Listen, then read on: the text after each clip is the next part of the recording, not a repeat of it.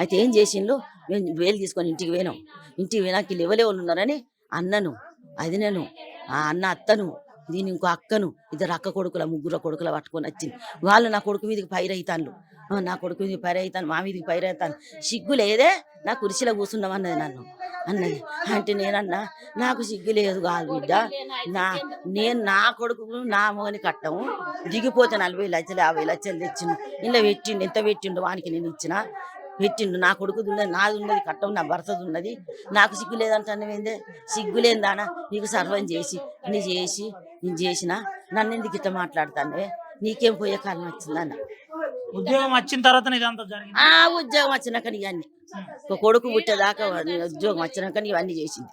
ఉద్యోగంతో దానోళ్ళు కావాలి, దానోళ్ళ కోసం కంకణం కట్టుకో ఇల్లు కట్టింది.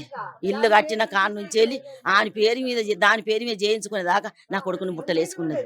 నా కొడుకుని బుట్టలేసుకొని ఇల్లు దాని పేరు మీద చేయించుకొని నా కొడుకు నాకు అన్యాయం చేసింది.